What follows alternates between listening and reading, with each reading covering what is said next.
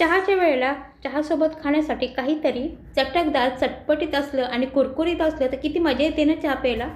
तर आज आपण अशीच एक चटपटीत, चटकदार अशी रेसिपी पाहणार आहोत. ही चटपटीत जरी असली तरी हेल्दी रेसिपी आहे आणि ती आहे पालकचे क्रॅकर्स. मी ज्योती, आपलं ज्योती पटेकर किचनमध्ये स्वागत करीत आहे.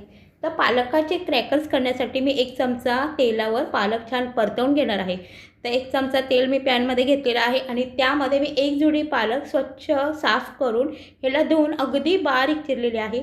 शक्य होईल तितकी आपल्याला पालक ही बारीक चिरायची आहे आणि तेलावर का परतायचे आहे तर पालकमध्ये असा उग्र असा वास असतो, म्हणजे उग्रपणा असतो, तर तो कमी व्हावा ह्यासाठी आपल्याला तेलावर चांगला पालक परतवून ह्यामध्ये थोडे मसाले घालायचे आहेत. तर मी 1 चमचा मीठ घेतलेला आहे, 1 चमचा मी कलोंजी घेतलेले आहे, 1 चमचा पांढरं तीळ घेतलेलं आहे आणि 1 चमचा चिली फ्लेक्स घेतलेला आहे.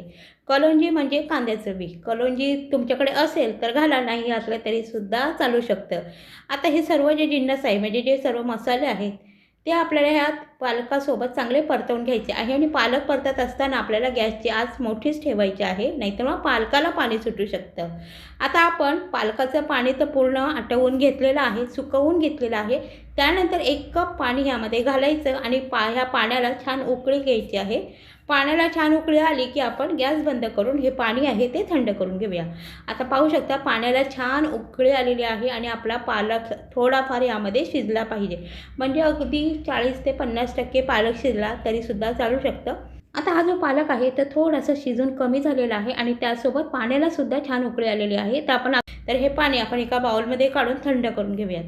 आता क्रॅकर्ससाठी आपण पीठ मळायला घेऊया. तर मी इथे 1.5 कप गव्हाचं पीठ घेतलेलं आहे. तुम्हाला हवं तर तुम्ही मैदासुद्धा घेऊ शकता. त्यासोबत मी 1 वाटी बारीक रवा घेतलेला आहे. चवीनुसार यामध्ये मीठ घातलेलं आहे. आता हे सर्व आपल्याला मिक्स करून घ्यायचं आहे.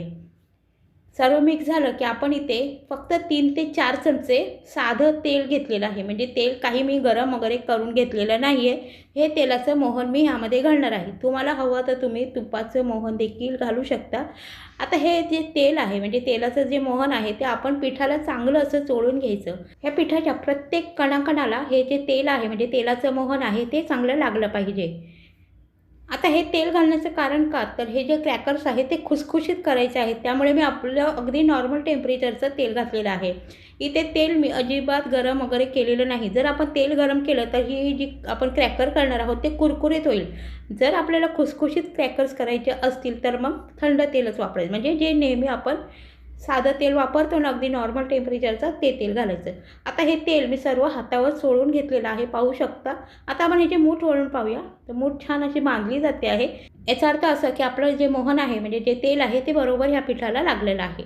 आता जे उकळलेलं पालक होतं, म्हणजे पालकाचं जे पाणी होते ते थंड झालेलं आहे. आता हे पाणी आणि ह्यामधला पालक आपण ह्या पिठामध्ये घालून छान असा घट्ट गोळा ह्याचा मळून घ्यायचा आहे.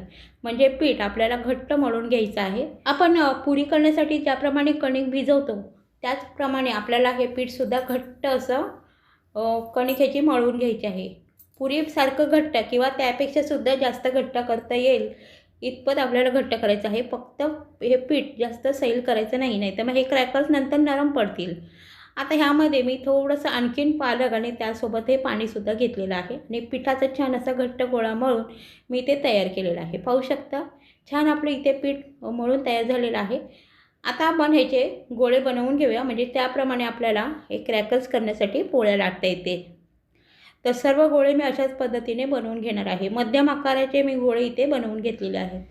आता हे क्रॅकर्स बनवायला आपण लगेचच सुरुवात करूया. हे पीठ भिजवायची वगैरे काही गरज नाही आहे. तर एक पिठाचा गोळा घेऊन कोरड्या पिठामध्ये असा घोळवून घ्यायचा आणि अगदी पातळ, जितकी शक्य होईल तितकी पातळसर आपल्याला ही पोळी लाटून घ्यायची आहे. तर ह्याला मी पोळी लाटताना गव्हाच्या पिठाचा वापर केलेला आहे. तुमच्याकडे जर तांदळाचं पीठ असेल तर तुम्ही तांदळाच्या पिठावर सुद्धा ही पोळी लाटून घेऊ शकता. त्यामुळे पोळी सरकायला मदत होते आणि अगदी छान क्रिस्पीनेस येतो ह्याला. आता ही जी लाटलेली पोळी आहे ती आपण कट करून घ्यायची आहे. तर मी इथे एक पिझ्झा कटर घेतलेला आहे. तुमच्याकडे जर शंकरपाळी कापण्याची जी चक्री असते ना तिने कापलं तरीसुद्धा छान हे क्रॅकर्सना डिझाईन येते, किंवा तुम्ही सुरीने देखील हे कट करू शकता. हे पहा, अशा पद्धतीने छान मी हे कट करून घेतलेलं आहे. पाहू शकता छान चौकोनी आकारात मी अशा पद्धतीने हे क्रॅकर्स कट करून घेतलेले आहेत. तर सर्व ज्या पोळ्या राहिलेल्या आहेत त्यासुद्धा मी अशाच पद्धतीने ह्या लाटून मग ह्यांना कट करून घेणार आहे.